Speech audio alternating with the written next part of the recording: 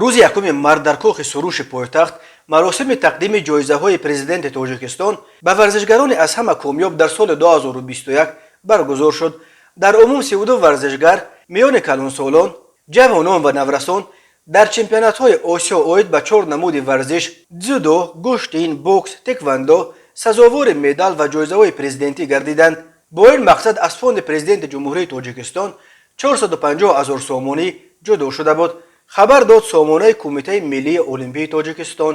аз ҷумла Сомон Мамадбеков ва Далер Резозода ки дар чемпионати осиё оид ба дзюдо ва гӯштини юнонию румӣ медали нуқра ба даст оварданд. ҳар кадом 50 000 сомонӣ ҷоиза, 10 000 сомонӣ барои мураббиёнашон гирифтанд.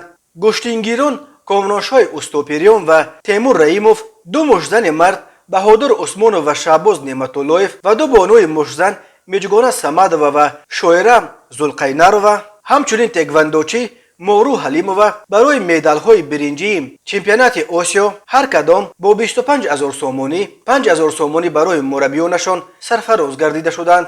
23 варзишгари дигар барои дастовардҳои худ дар арсаҳои байналмилалӣ ба маблағи аз 6250 сомонӣ то 18750 сомонӣ ҷоиза гирифтанд. қобили тазаккур аст ки дар ҳар маврид дар баробари варзишгарон мураббиёни онҳо низ қадрдонӣ карда шуданд.